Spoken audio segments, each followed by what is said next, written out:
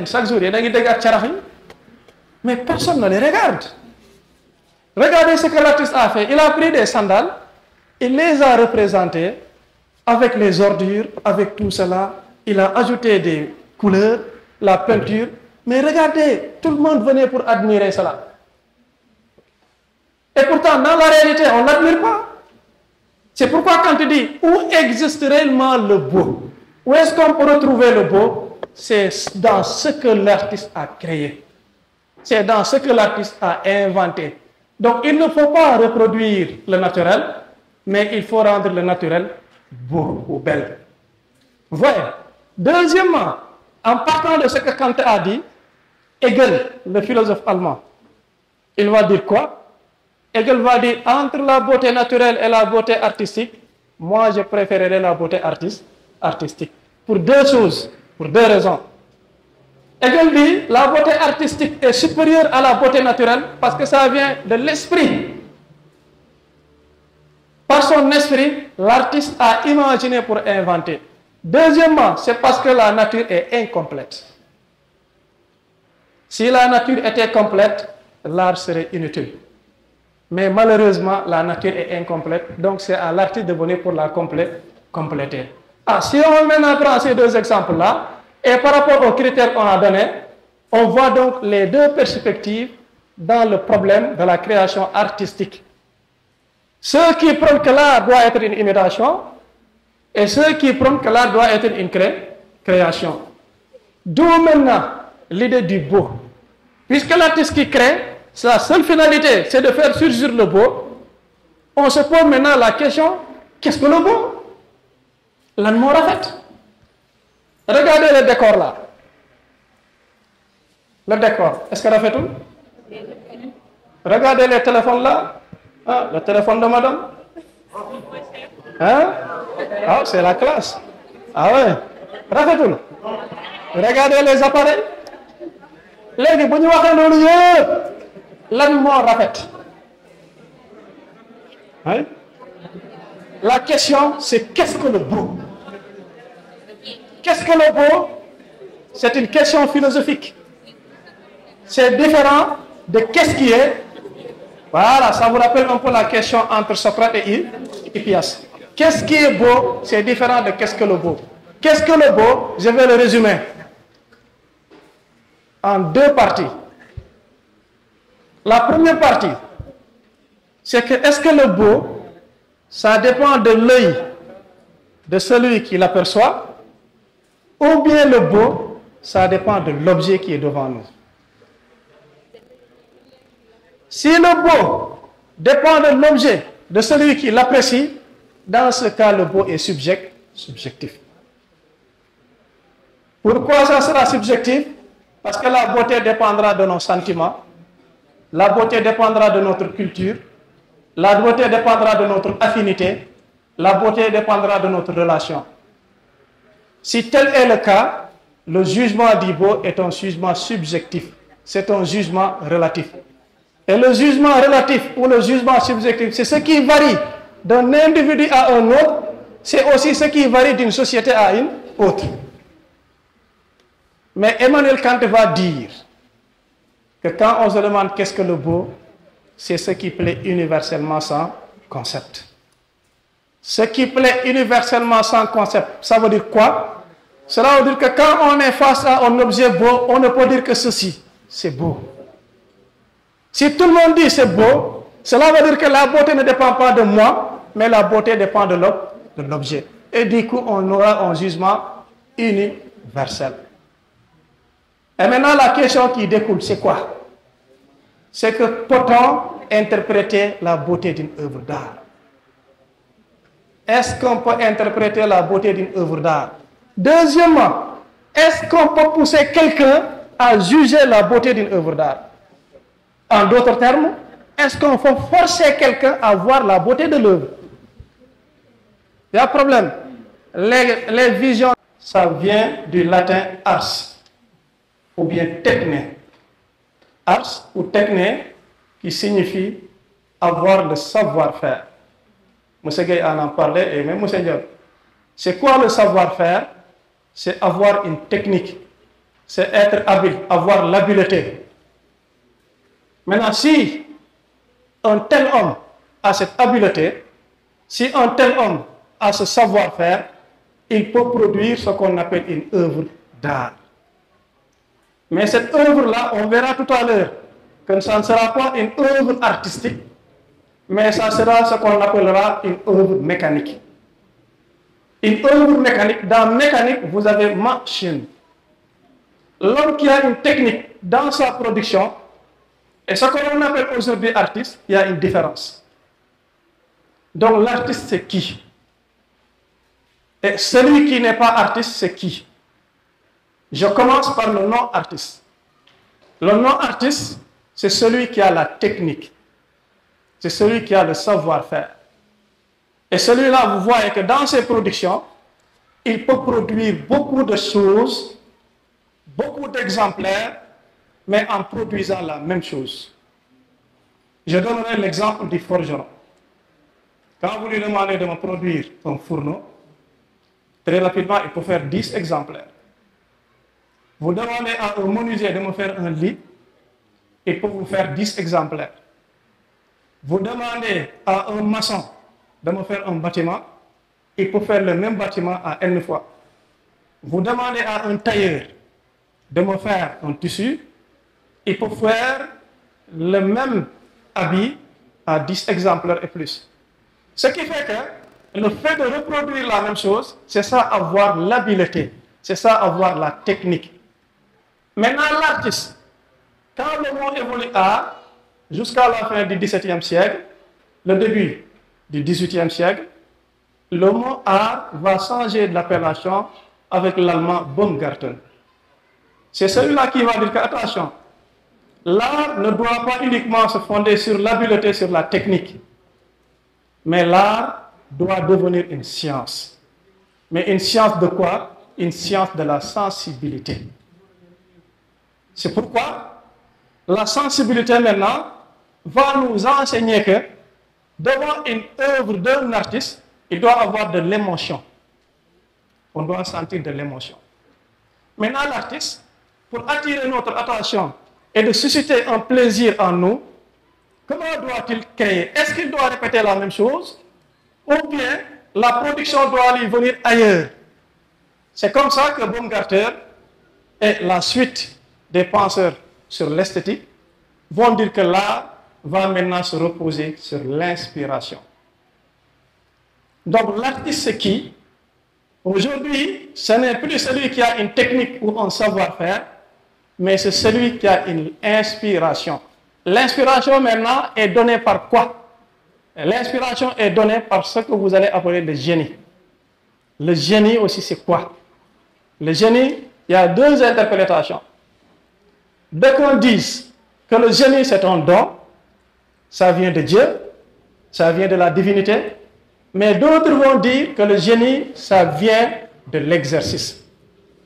C'est pourquoi les footballeurs là, ceux qui interprètent un peu le football, ils prennent Messi comme un génie qui vient de Dieu, et ils prennent Cristiano Ronaldo comme un génie qu'il a exercé. Vous regardez Messi dans un terrain, il ressemble à une poule mouillée. Mais donnez-lui le ballon, vous allez voir. Cristiano, il force les choses.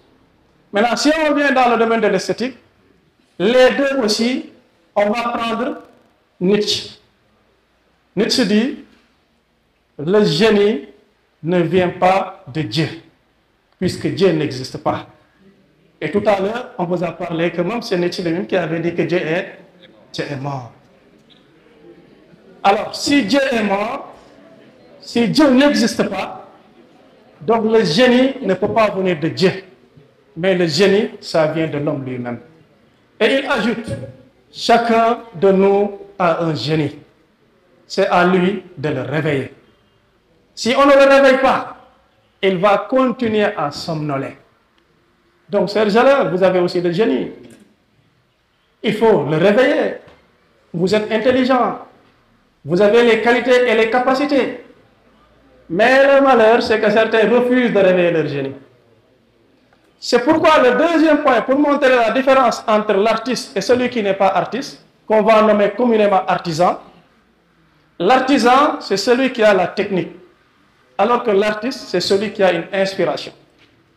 Deuxième différence, c'est que l'artisan, c'est celui qui a une technique. C'est celui qui a le savoir-faire, c'est celui qui a l'habileté.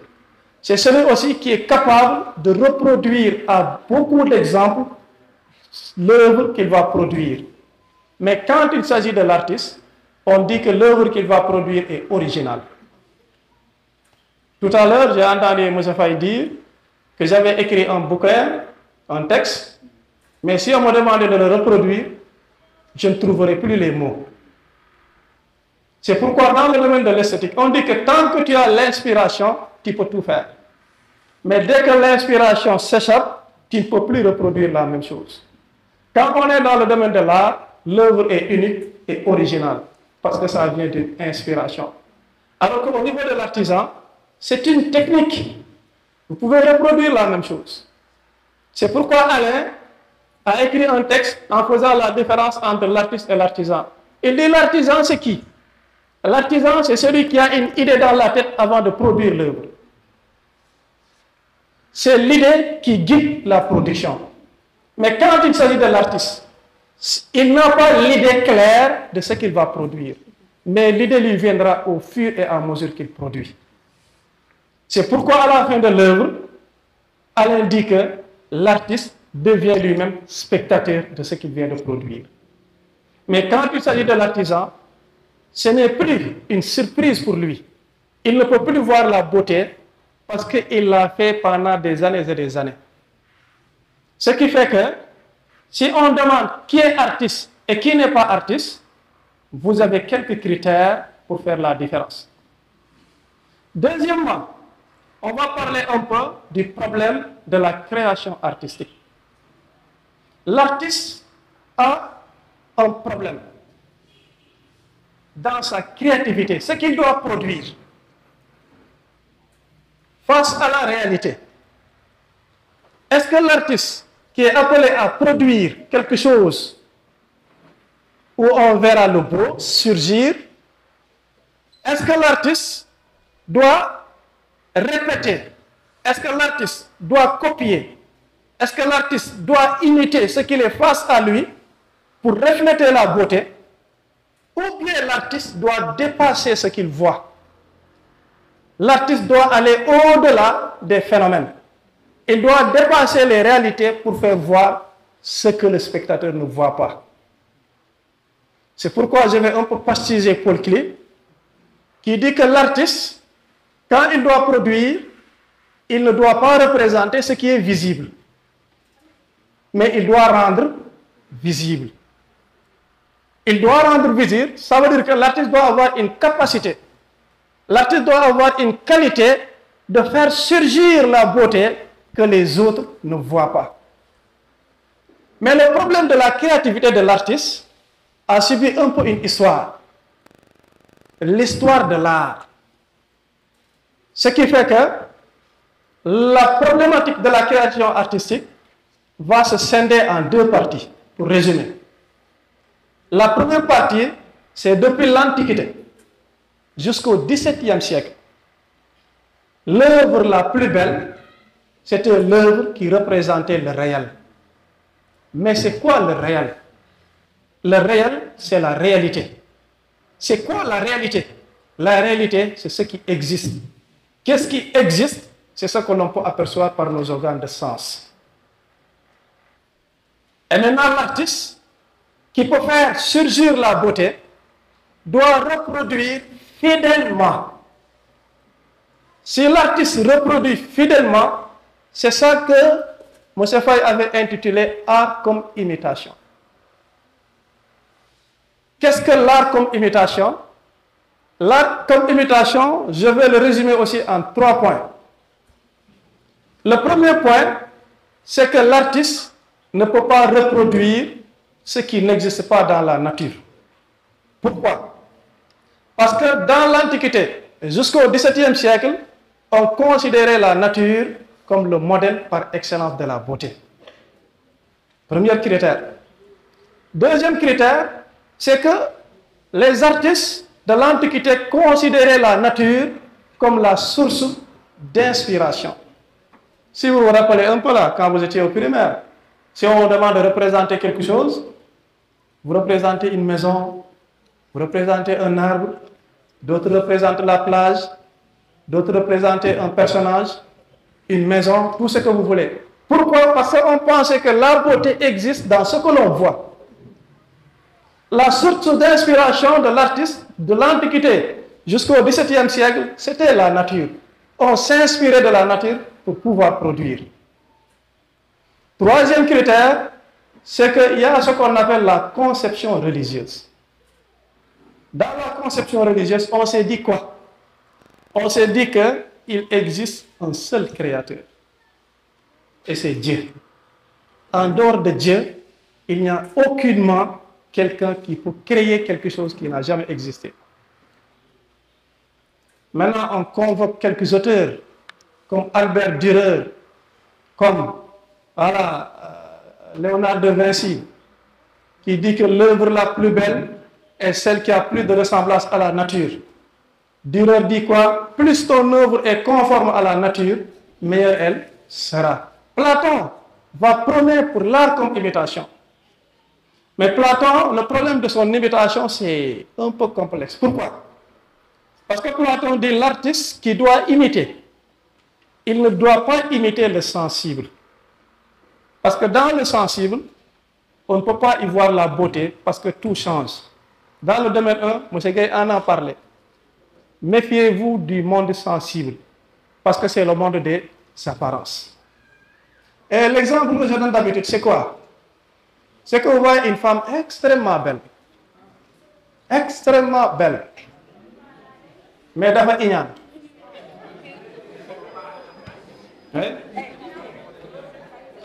Extrêmement belle, mais baaxul. Est-ce que réellement, elle incarne la beauté? Il y a un problème. C'est pourquoi Platon dit, les artistes, on doit les chasser de la cité. Pourquoi? Parce qu'au lieu de représenter la réalité, ils nous représentent des illusions. C'est pourquoi ils prennent imitation, l'art comme imitation. Mais qu'est-ce qu'on doit imiter? On doit imiter ce qui existe. On doit imiter la réalité. Et la réalité, c'est ce qui est intelligible. Moi, je me demande aussi, nit ku baax nu koy xamé? Nan ngay xamé nit ku baax? Est-ce que da koy gis ni xamné ki baax na? Wala day maye xaalis nga dé baax na? Alors nu koy xamé? Oui, ça ne se connaît pas dans l'apparence. Ça ne se connaît pas dans ce qu'il nous montre. Mais Platon dit, ça se connaît dans l'intelligible. Donc l'artiste qui doit représenter, ce n'est pas celui qui représente le sensible. Mais Platon dit, il faut imiter l'idée. Il faut imiter l'essence. C'est la réalité, comme l'a dit mon collègue tout à l'heure, c'est la réalité immuable. Immuable, c'est ce qui ne change pas. C'est ce qui est éternel. Donc copions cela. Et pour donner un exemple, il a donné l'exemple du lit. Il lit le lit comme idée, c'est le lit que le menuisier va imiter. Mais quand le menuisier imite l'idée, l'artiste maintenant dans ses représentations, au lieu d'imiter l'idée, l'artiste va imiter une autre imitation. C'est-à-dire l'imitation du menuisier. C'est pourquoi il dit, si on doit chercher la vérité, l'artiste est au plus bas degré de la vérité. Et d'ailleurs, dans l'apologie de Socrate, si vous voyez ceux qui l'ont accusé, les artistes en font partie, y compris Mélétos. Mélétos faisait partie des artistes. Ils l'ont attaqué, ils l'ont accusé, parce que Platon aussi les a démasqués. Démasqués comment? En leur montrant que, quand il s'agit de représentation de la vérité, vous limitez aux apparences. C'est pourquoi, qu'est-ce qu'on doit retenir là, pour ne pas un peu étayer, c'est que Platon est pour l'imitation. Mais vous, quand vous devrez éclaircir cela, il faut dire que Platon dit que l'art doit être imitation, mais non pas imitation du sensible, mais imitation de l'intelligible. C'est pourquoi son disciple va l'opposer, Aristote. Aristote dit, oui, maître. Vous dites que quand on doit imiter l'intelligible. Mais l'intelligible, est-ce que l'enfant veut connaître l'intelligible? L'enfant qui doit imiter, qui doit connaître, qui doit forger ses facultés, où est-ce qu'il doit imiter? Aristote dit, non, l'imitation doit commencer par le sens sensible. Et d'ailleurs, quand vous regardez la photo des deux, le maître et le disciple, Platon lève le regard et Aristote baisse le regard. Ça veut tout dire. Maintenant, si on retient que l'art est imitation, parce que la nature est la source d'inspiration, la nature est le modèle de la beauté, seul Dieu est créateur, donc ce que Dieu a créé, il n'y a pas plus beau que cela, donc la nature est plus beau que ce que l'homme va créer. Mais en réalité, si l'artiste se fonde uniquement à imiter ce qui existe, aura-t-il de la valeur? Et si tout le monde imitait, qui sera artiste et qui ne le sera pas? C'est pourquoi dans la modernité, jusqu'au monde contemporain, on a changé un peu la donne. On s'est dit que ce qui donne la valeur à l'artiste, ce n'est pas de représenter ce qui existe, mais c'est dépasser ce qui existe. Et du coup, quand on dépasse, on n'est plus dans l'imitation, mais on est dans l'art comme création. Et je vais aussi faire une pause sur ce que c'est créer. Alors, créer, c'est quoi? Créer, le mot créer, ça pose problème. Est-ce que créer, c'est fabriquer? Est-ce que créer, c'est inventer? Parce que quand on fabrique, parce qu'il y a un matériel à côté, je prends les matériaux là pour fabriquer. Quand j'invente, il y a le bouteille là, ainsi de suite, le portable, j'invente. Mais créer, c'est quoi? Donc, il y a deux définitions pour retenir ce que c'est créer. Il y a la notion de créer comme faire advenir ce qui n'a jamais existé. Lo xamne ken mosu ko gis te mosul am. On le fait advenir dans l'existence. C'est ça créer. Si tel est le cas, est-ce que l'artiste peut être un créateur? Non. Si tel est le cas, l'artiste ne peut pas être un créateur. Il y aura un seul créateur et ça sera Dieu. Raison pour laquelle, quand on est dans le domaine de l'art, on change un peu la notion. Au lieu de dire l'art comme création, on dit l'art comme recréation. L'artiste qui crée, c'est celui qui a la capacité de recréer, mais à partir de ce qui existe. Et ça me rappelle un peu le sujet de Bac 2018, où on avait dit l'art est-il recréation du réel? L'art est-il recréation du réel? Oui, si vous réglez déjà le problème de recréation, vous n'aurez plus de difficultés pour aborder ce sujet. Recréer, c'est inventer. Recréer, c'est dépasser ce qui existe. Recréer, c'est ne pas reproduire textuellement la réalité. Mais c'est dépasser ce qui existe, mais en faisant advenir de la nouveauté. Et cette nouveauté va représenter ce qu'on appelle une œuvre originale. C'est quoi une œuvre originale? Une œuvre originale, c'est une œuvre qui dérive de l'inspiration de l'artiste. On s'est inspiré. Regardez celui qui a créé pour la première fois le téléphone. Nan la ko khalaté. Comment il a fait pour que quand il dit allô, celui qui est à Dakar vous répond allô? Il y a problème? Ah, madame, c'est dégueulasse ngay ton séeréer yi sànq. Mais dafa am maamu pël. Buñ ko joxee téléphone bi. Mu ne allô? Ñu ne ko allô, mu ne ko ah. Waaw mais wax ji bon fan lay jaar? Il y a un problème? Ah mais regardez là. Fan lay jaar, mais dites-moi. Lui, ça passe où?